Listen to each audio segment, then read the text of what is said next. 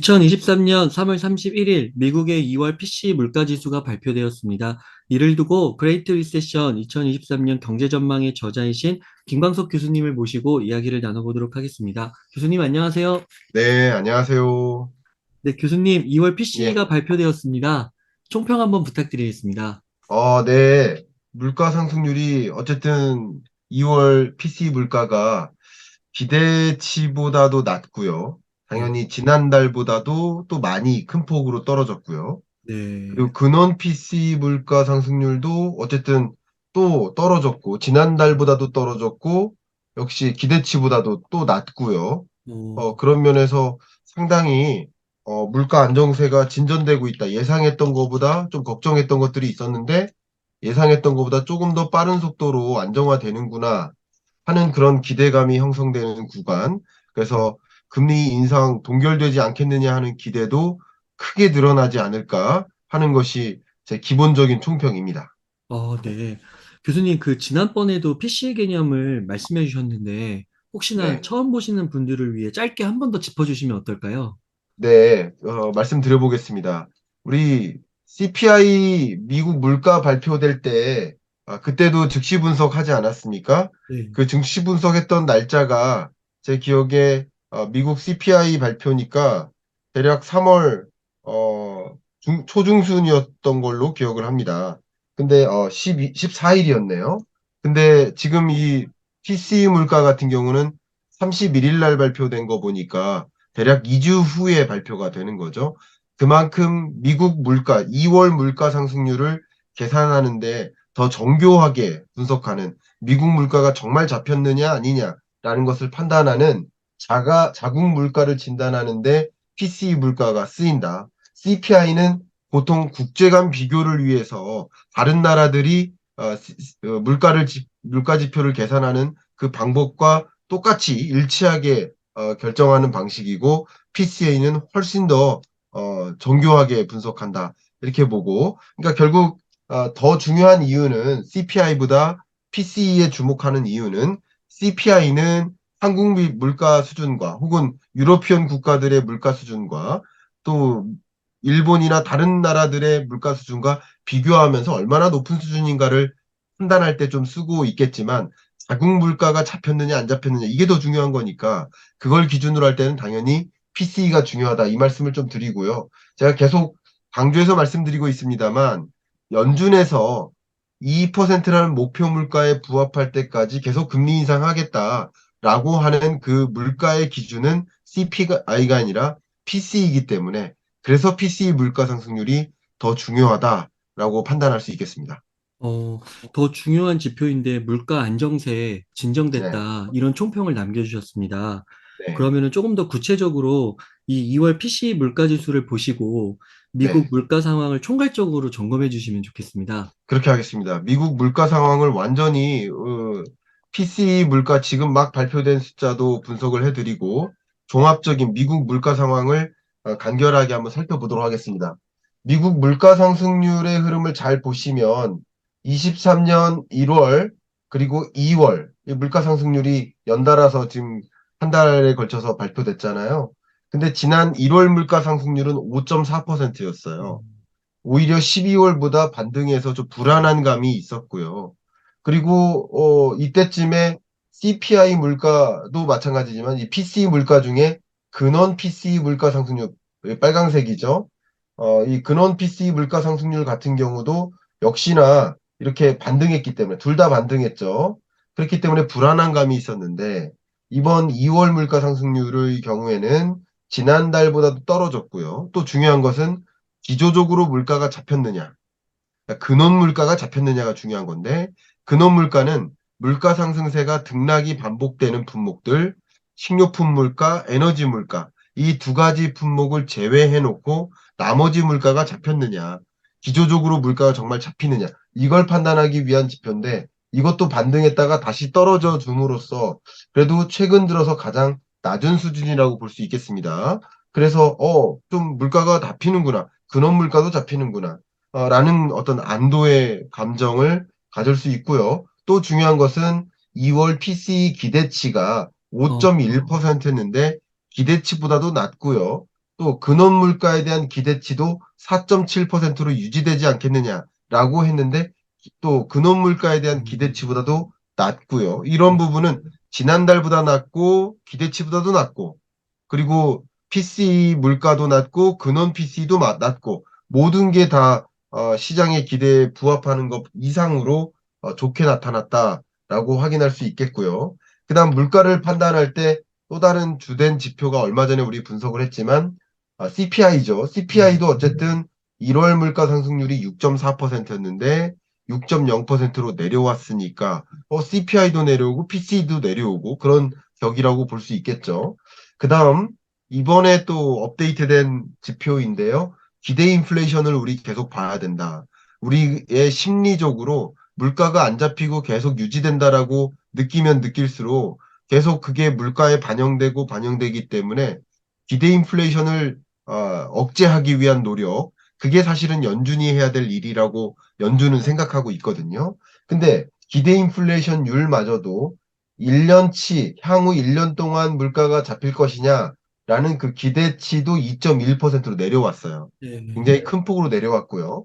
2년치에 대한 기대치도 상당 부분 내려왔습니다. 어, 특히 1년치에 대한 기대 인플레이션율이 2년간 잡힐 것이냐라는 그 질문에 대한 우리 심리적인 스탠스보다도 더 크게 떨어졌다는 것은 어, 생각보다 빠른 속도로 물가가 잡히고 있다라고 아마도 우리 미국 국민들이 생각하고 있는 모습이지 않을까. 음, 그래서 총괄적으로 어떤 지표를 봐도 그리고 어, PCE 물가 그 디테일하게 들여다봐도 물가가 좀 생각보다 빨리 잡혀주는구나. 그러면 아마도 금리 뭐 안 올려도 되지 않겠느냐 하는 시장의 기대가 더 폭발하지 않을까 하는 생각이 듭니다. 네. 모든 지표를 봐도 좋네요, 교수님. 네, 그러면 교수님, 저희가 이렇게 PC 발표 이렇게 나올 때마다 즉시 분석을 하는 거는 무엇보다도 네, 향후에 기준금리 인상 여부가 어떻게 되는지 그것 네, 때문일 듯 한데요. 향후에 네, 기준금리 인상 여부 어떻게 보시는지요? 네. 그거 굉장히 중요한데요. 일단은 연준의 통화정책 운용 방향 측면에서 한번 말씀을 드리고, 그 다음에 또 이어서 그 부분에 대해서 답변을 드리도록 하겠습니다. 지난 FOMC 회의 때 우리 파월이 발언도 했지만, 이 3월 달에 제시됐던 PC 물가 상승률에 대한 전망치, 이 값이 굉장히 중요하거든요. 잘 보이시죠? 네, 3.3%로 전망을 했어요. 근데 종전 전망치 12월에 전망했던 것보다 상향 조정함으로써 물가가 생각보다 빨리 안 잡히지 않느냐 하는 우려가 굉장히 크게 팽배했었던 시점인 거예요. 네, 그러니까 이제 물가 안 잡히겠다. 그러니까 추가적으로 물가를 잡기 위해서 계속 금리 인상 행보하겠다라는 액션을 많이 보였었는데 결과적으로는 그런 관점에서 물가가 생각보다 빨리 잡혀주면 금리 인상 안 해도 되지 않겠느냐 하는 생각을 또 충분히 할 수 있는 거거든요. 그런 관점에서 연준의 통화정책 운용 방향에 대한 기대라는 관점에서 한 가지 말씀드리면 파월은 그리고 연준은 중앙은행은 혹은 OECD나 IMF와 같은 국제금융기구 어떻게 보면 기관 사이드라고 볼 수 있죠. 공공 사이드 이런 쪽에서는 금리에 대한 스탠스를 어떻게 보느냐. 이건 OECD의 경제전망 보고서가 바로 지난주에 나왔거든요. 근데 보신 것처럼 미국 금리 인상 스탠스가 23년에 추가적으로 금리 인상을 단행해서 5.25% 정도 혹은 5.5% 정도까지 금리 인상을 하다가 23년 연내에는 금리 인하 없이 계속 동결해 나갈 것이다라고 해석하고 있어요. 이건 네, 저랑 생각이 똑같은 거예요. 아마 파월의 발언도 이런 스탠스라고 볼 수 있겠죠. 그런데 아마도 이번에 금리 인상 결과가 이제 PC 물가 발표가 되면서 우리가 기대했던 것은 그래도 이렇게 방금 직전에 베이비 스텝 하지 않겠느냐. 그래도 베이비 스텝의 무게를 많이 두고 있었단 말이죠. 이번 5월 3일 날 FOMC. 기준금리 인상 정도가 네, 지금은 5% 상단인데 그래도 0.25% 포인트 인상하는 것에 조금 더 무게를 두고 있었단 말이죠. 방금 직전까지만 해도 그런데 아마도 지금의 경우에는 그 정도가 좀 줄어들지 않겠느냐라고 생각을 하고 있는데 네. 이 결과가 발표된과 동시에 제가 한번 보겠습니다. 이 세미 페드워치를 지금 업데이트하고 있는데요. 정말 많이들 접속하시는가 봅니다. 뭐죠? 업데이트가 늦습니다. 보시는 것처럼 네. 너무 재밌습니다. 너무 재밌고 웃겨 죽겠어요, 저도. 그러니까 지금 갑자기 금리 어, 동결에 더 무게를 두잖아요. 야, 그렇죠. 50% 이상이. 와, 결국 이 물가가 확실히 잡혔다라고 인식하면서 그럼 이 정도면 금리 인상 안 해도 돼 하면서 여기에 무게를 두는 모습 이렇게 보면 당연히 시장은 또 기대하고 있는 모습이다.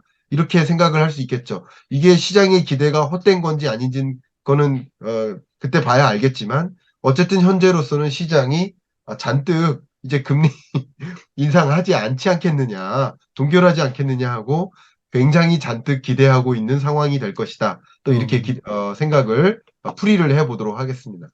네. 교수님, 그러면 요즘에 네네. 또 그 경제의 큰 이슈 중에 하나가 금융 불안이잖아요. 이 네. 금융 불안이 금리 결정이나 어떤 경제에 영향을 주지는 않을까요? 네, 영향을 당연히 줄 텐데요. 지금 혹시나 해서 한번 패드워치를 또 돌려봤는데 네. 그 사이에 또 동결의 무게를 두는 그 비중이 굉장히 크게 점증됐습니다. 이거부터 한번 보여드리고 가도록 아, 하겠습니다. 보세요.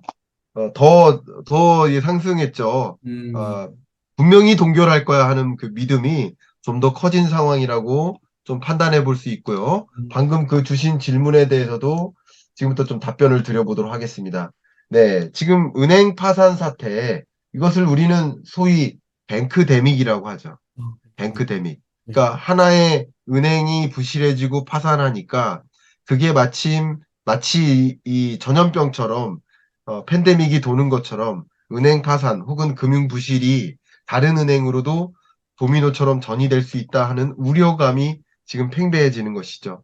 근데 이 금융 부실 상황이 금융 위기로 가느냐 여부는 저랑 수차례 진단했기 때문에 그 이야기는 제가 짧게 여기서 마무리하도록 하겠고 어쨌든 금융 부실 상황이 완전히 해소된 건 아니라고 말씀드렸죠. 네. 돈으로 메꾼 상태지 금융시장의 본질적인 문제 자체가 해결된 적은 한 번도 없다라고 제가 누차 말씀을 드렸죠. 다시 말해서 미실현 손실이 이미 발생해 있기 때문에 언제라도 터질 상황이 되면 또 다른 은행이 터질 수 있다라고 말씀을 누차 드렸죠. 근데 저는 그 얘기는 이미 누차 했기 때문에 그거보다도 금융부실이 금융위기로 갈 수도 있습니다만 금융위기로 갈 가능성은 상대적으로 덜하단 말이에요. 음, 그러면 금융부실 사태 그것만으로도 경제에 악영향을 주느냐, 그리고 금리 인상 스탠스에 영향을 주느냐, 그 부분을 좀 말씀드려 보도록 하겠습니다. 지난번에도 그런 비슷한 설명을 드렸습니다만, 자, 이렇게 은행 부실이 지속될 경우, 은행이 파산될 경우, 은행들이 수익성에 집중할까요? 안정성에 집중할까요? 안정성에 집중할 거예요. 안정성. 어쨌든 우리도 파산하면 안 돼. 그러니까 전혀 부실 위험이 없는 우리나라 국내 은행들도 절대 부실한 상황이 연출되면 안 돼. 하는 생각이 강해지고, 은행 자체적으로도 그런 생각이 있겠지만, 중앙정부 입장에서도 은행이 파산하면 되겠습니까? 안 되겠습니까? 안 안 돼. 되겠죠. 그러니까 중앙은행이나 뭐 금융감독원, 금융위원회 사이드, 이런 중앙정부 사이드에서도 은행들이 절대 부실로 연결되지 않도록 안정성을 더 강화해 나가는 전략을 펼치겠죠. 다른 말로 중앙은행이 돈을 조달해 줄 텐데 조달 많이 해주겠습니까? 안 해주겠습니까?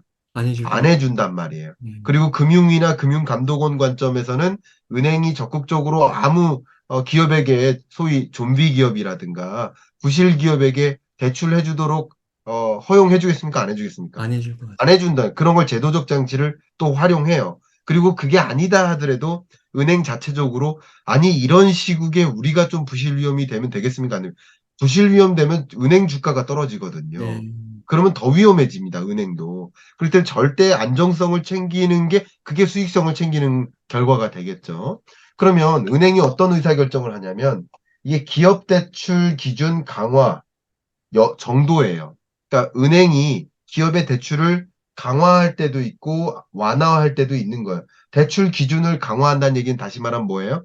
대출을 안 해준다는 거예요. 네. 기준을 강화한다. 그러니까 2008년 글로벌 금융위기 때도 대출 어, 기준을 어떻게 합니까? 강화해요. 급격히 강화하는 흐름이 이어지죠. 음, 2020년 팬데믹 위기 때도 급격히 강화하는 흐름이 이어지죠. 마치 지금도 은행 파산 사태가 이어지니까 안정성을 챙기자, 대출 기준을 강화하자. 이렇게 고금리 상황 속에서도 대출 기준을 강화함으로써 뭐 눈에 보이는 수익성보다는 어쨌든 안정성을 챙기자 하는 흐름이 요 정도까지 이어지는 겁니다. 미국에. 역시 유럽도 마찬가지예요. 글로벌 금융위기 때 그랬고 팬데믹 위기 때 그랬어요. 근데 이번에는 팬데믹 위기 때보다도 더 강화시켜 나가는 흐름이 이어지고 있습니다. 절대 은행 부실이 연결되면 안 된다라는 네. 거예요. 자, 그러면 이게 어떤 영향을, 경제에 영향을 미칠까라는 것인데, 이 다음 그래프 보시면 굉장히 재밌습니다. 자, 이게 대출 기준 강화 정도를 보여주는 게 그 녹색 선 그래프예요.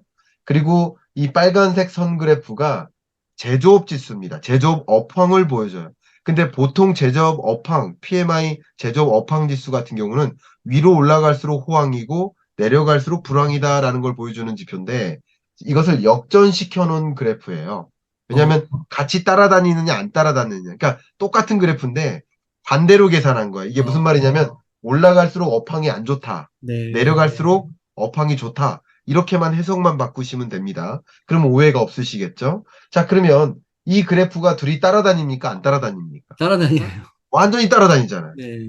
이게 무슨 말이냐면 기업들이 대출 수준을 강화해서 대출을 기업들한테 안 해줍니다라고 할 경우 기업들이 공장을 돌릴 수 있습니까? 새로운 신규 사업 진출을 할 수 있습니까? 그러니까 업황이 나빠지는 거예요. 제가 무슨 말씀드리냐면 지난 FOMC 회의 때 파월 연준 의장이 뭐라고 얘기했었냐면 이미 그 은행 파산 사태가 일어난 것만으로도 기준금리 인상 효과가 나타난다. 어, 그러니까 우리 파월은 베이비 스텝 금리 인상하면서 이미 은행 파산 사태가 베이비 스텝의 영향이니까 그러니까 결과적으로 계산을 한다면 빅 스텝 인상한 거 네. 정도의 영향이 있을 것이다라고 보고 있었단 말이죠. 이해가시죠? 네. 그럼 왜냐하면 기준금리를 인상해서 기업들한테 대출을 안 해주게 만들거나 대출 기준을 강화해서 대출을 안 해주는 거나 결과적으로 영향은 좀 비슷하다는 것이죠. 음, 지급준 비율을 강화한다든가 유동성 공급량을 줄인다든가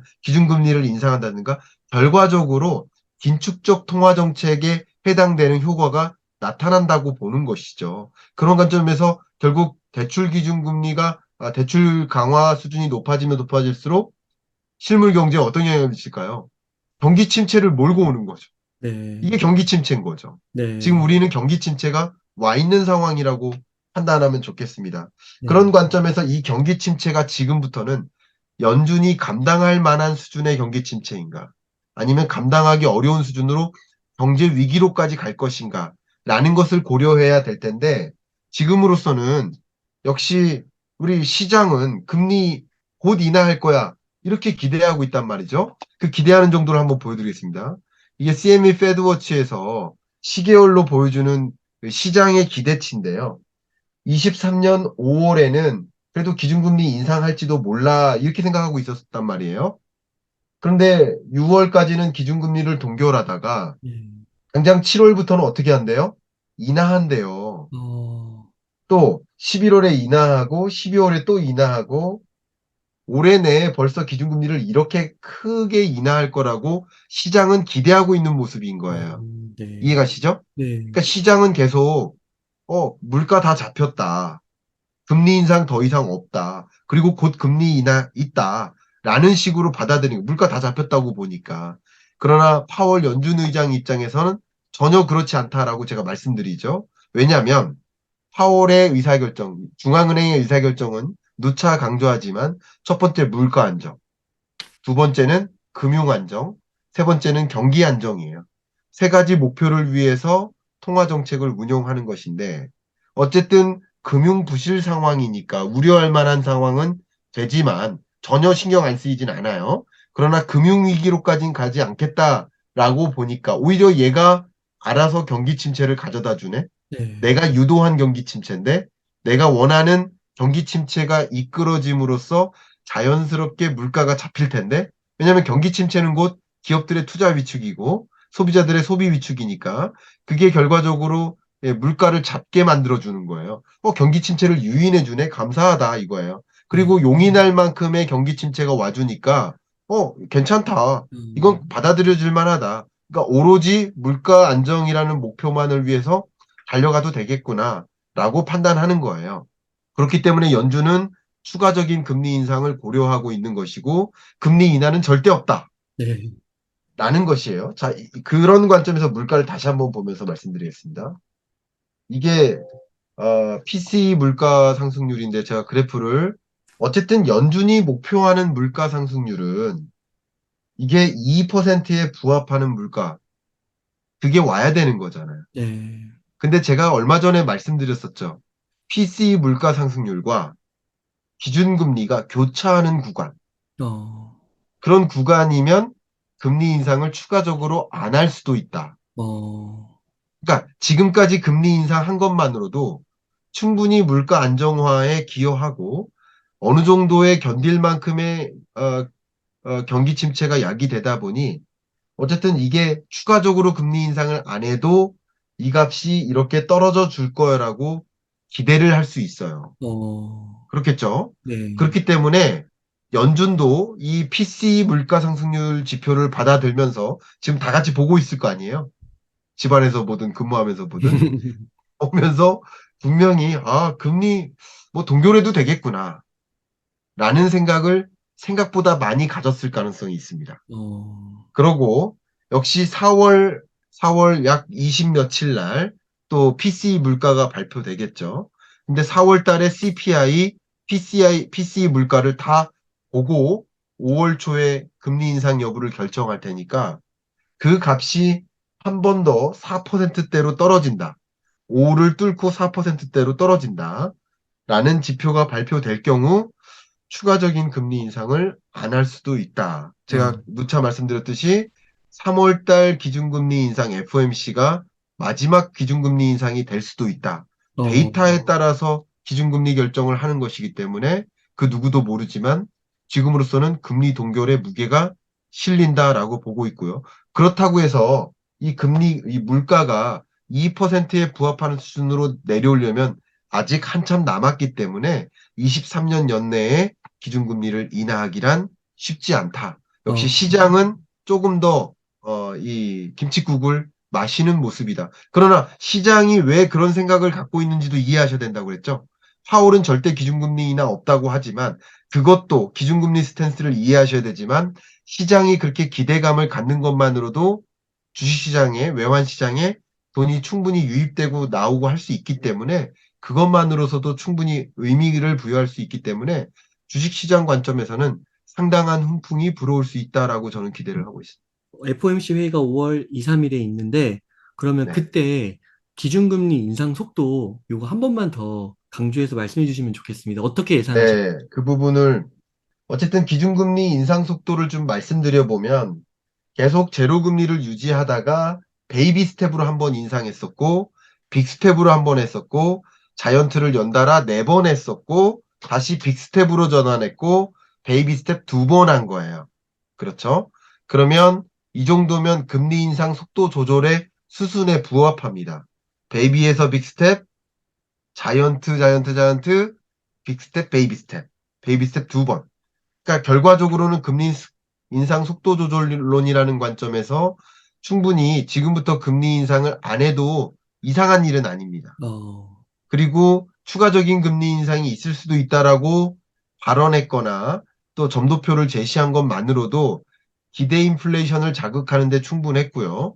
어쨌든 5월까지 계속 금리 인상할 수 있다라는 여지를 열어둠으로써 마음 놓고 뭐 투자하고 마음 놓고 소비하고 그러지 마세요. 약간 경기 침체 더 필요합니다라는 그런 느낌을 만들어줌에도 줬음에 충분하다고 생각합니다. 그런 관점에서 지금부터는 정말 어, 4월 달에 발표되는 그 3월 물가 상승률 지표 이게 굉장히 중요할 것 같고요.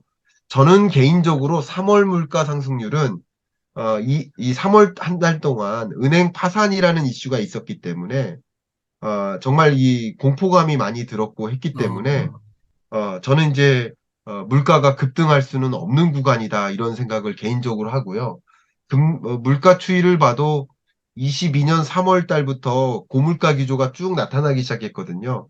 그때보다 높은 물가 상승률을 계속 유지하기는 또 쉽지 않은 그런 상황이기 때문에 저는 그런 관점에서 자 한번 그 물가 볼까요? 왜냐하면 우리가 바라보는 그 물가 상승률은 전년 동월이거든요. 그죠? 전년 동월이니까 지금 23년 3월 물가가 궁금한 거잖아요. 네. 지금은. 근데 22년 3월 물가 상승률이 굉장히 높았어요. 그때부터. 보세요. 네. 22년 3월 물가 정도부터 6%대로 굉장히 높았어요. 그러니까 어, 제가 물가 상승률의 개념을 말씀드렸습니다만 100원, 200원, 300원 상승한다. 그럼 물가 상승률이 100원에서 200원으로 얼마 올랐습니까? 100%. 100%. 근데 200원에서 300원은 50%. 50%. 어, 물가 상승률이 같은 가격 폭으로 상승해도 물가 상승률은 당연히 잡히는 거죠. 다른 말로 바꾸면 물가 상승률을 유지시키려면 100원씩 오르는 게 아니라 이번에 100원 올랐다면 다음번에는 200원이나 올라야만 그게 유지된다라고 볼 수 있잖아요. 그러니까 물가 상승률을 유지시킨다는 것은 그 당시의 고유가가 다시 유지되는 정도가 아니라 그때의 고유가보다도 훨씬 더 높은 유가가 어, 나와야 소위 물가를 자극하는 효과가 되는 거예요. 물가 상승률은 어쨌든 전년 동월 대비 가격이 얼마나 상승했나를 보여주는 거니까 이렇게 기저효과라는 것을 고려해도 3월 달부터는 물가 상승세가 상당히 잡힐 수 있습니다. 3, 4, 5, 6, 6월 물가가 정점이었잖아요. 3, 4, 5, 6, 7. 이 정도의 물가 상승세는 상당히 잡힐 수 있어요. 그런 것을 어느 정도 가늠해 볼 수 있고, 그걸 예상을 해봐야 되겠지만, 뭐, 미리 그것까지 예상해 본다면, 금리 인상이 추가적으로, 없을 수도 있다. 이대로 끝날 수도 있다. 기준금리 인하는 아니겠지만, 예, 인상은 추가적으로 없을 수도 있다. 그런 기대감만으로도 시장에 많은 돈이 유입될 것이다. 저는 이렇게 해석을 하고 있습니다. 아, 네. 교수님, 그러고 보니까 그 네, FOMC 회의 전에 네. 한국에 한국은행 금리 결정이 있네요. 4월 11일이요. 아, 예, 맞아요. 이때는 좀 한국은행이 어떤 결정을 내릴 것 같으세요? 예, 한국은행은 우리나라만의 금융부실 문제 제가 여러 번 강조하지 않았습니까?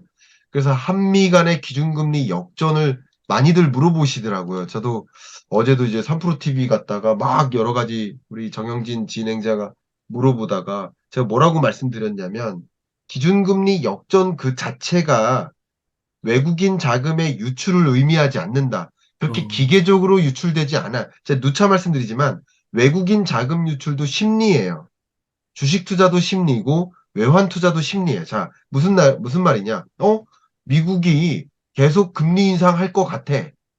엄청나게 높은 인상을 단행할 것 같아. 그러면 그때 무슨 생각을 할까? 달러 사야지. 달러 음, 강세가 오겠네. 그러니까 기준금리 인상할 것 같아 하면서 달러 투자로 유입되면서 달러 강세가 나타나는 거죠. 네. 근데 오히려 기준금리 인상 결과가 나타난 다음에는 달러 강세가 꺾이기도 많이 합니다. 어, 지난 FOMC 회의 때도 그랬었고요. 그 FOMC 회의 결과 그 다음날 강달러 기조가 확 꺾였었거든요. 마치 그런 거예요. 그런 것처럼 외국인 자금 유출이 이 기준금리 격차가 벌어지면 벌어질수록 이게 더 자금 유출이 일어나느냐 그렇게 보기는 어렵다는 거죠. 이미 기준금리 격차가 벌어지기 전에 그때 강달러가 일어났던 거죠. 언제죠? 22년 10월 11월. 그리고 강달러 기조는 어느 정도 꺾였잖아요. 그만큼 외국인 자금 유출이 뭐 기계적으로 일어난다기보다는 일어날 수 있습니다. 뭐 같은 조건 안에서 일어날 가능성은 더 높아진 건 사실이죠. 그러나 심리적으로 이미 한국과 미국 간의 기준금리 격차가 벌어져 있는 상황을 용인하면서 가는 상황이기 때문에 이것으로 인해서 추가적인 자금 유출이 우려되진 않는다. 이렇게 말씀드리고요. 역시 한국은행도 그걸 고려하고 있고 또 미국도 금리 인상이 추가적으로 없을 수도 있겠구나라고 지금쯤 우리 한국은행의 주요 당국의 의사결정자들은 이 PCE 물가 상승률 주목하고 있지 않겠습니까? 그렇게 해석하고 있기 때문에 미국이 그렇게 추가적으로 금리 인상을 안 할 거라고 한다면 뭐 굳이 이 와중에 금리 인상을 추가적으로 해서 이 주택 가격 하락세를 더 몰고 오고 폭락으로 만들고 미분양 주택을 더 크게 늘리는 그런 일을 용인하지는 않을 거라고 판단합니다. 지금은 어쨌든 물가도 어느 정도 우리나라 물가도 잡히고 있고 그런 과정이고 강한 강달러 정도, 그러니까 약한 강달러 정도가 유지되죠. 이게 말이 맞는지 모르겠지만 적당한 강달러가 유지되고 있기 때문에 뭐 급격한 강달러, 엄청나게 부담이 되는 강달러 정도는 또 아니니까 그런 과정에서 한국은행은 어쨌든 금리를 동결함으로써 물가 안정이라는 것보다는 우리 부실 여부, 강한 경기 침체 이걸 막기 위한 고민을 더 하지 않을까 생각합니다. 네.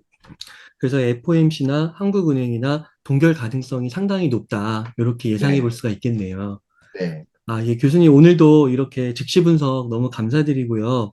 교수님 네, 이번에 어, 보니까 경제 공부 예, 무작정 따라하기 이 과정을 런칭하셨더라고요. 네, 네, 그래서 이거 안내 영상 보고 저도 되게 기대가 많이 됐는데요. 이것도 네. 한번 소개해 주시면 좋을 것 같습니다. 네. 우리 웅달 책방 채널에서도 그 홍보 영상이죠. 네. 올려주셔서 감사하고, 제 채널에도 그 홍보 영상을 좀 올렸는데, 저의 의지 없이 우리, PD님들이,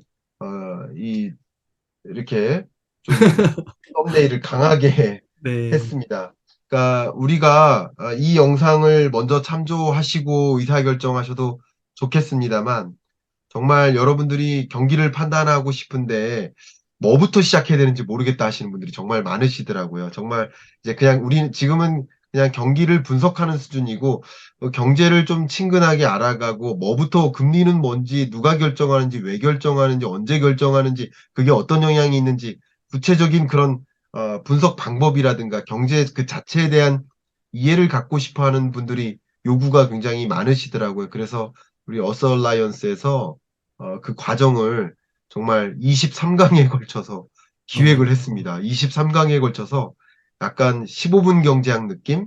그래서 무작정 따라하기, 경제 공부 무작정 따라하기라는 과정을 런칭했으니까 관심 있으신 분은 제 채널에 있는 이 영상을 보시고서 판단하셔도 좋고 또 웅달 책방에 있는 그 홍보 영상을 보셔도 판단하셔도 좋고 판단하셔서 나도 좀 경제 공부 무작정 따라해보고 싶다. 제대로 거시경제라는 것을 올해 마무리하고 가고 싶다 하는 욕심이나 니즈가 있으시다면 좀 추천을 드리는, 조심스럽게 추천을 드리는 마음입니다. 네, 네. 감사합니다. 교수님 요 즉시 분석 영상 하단에 네. 링크도 걸도록 하겠습니다. 그렇게 부탁을 좀 드리겠습니다. 네. 교수님, 네. 그러면 끝으로 시청자님들께 강조하고 싶으신 말씀, 하고 싶으신 말씀 있다면 부탁드릴게요. 네. 제가 오랜만에 이 스케줄을 다시 한번 공유해 드리겠습니다.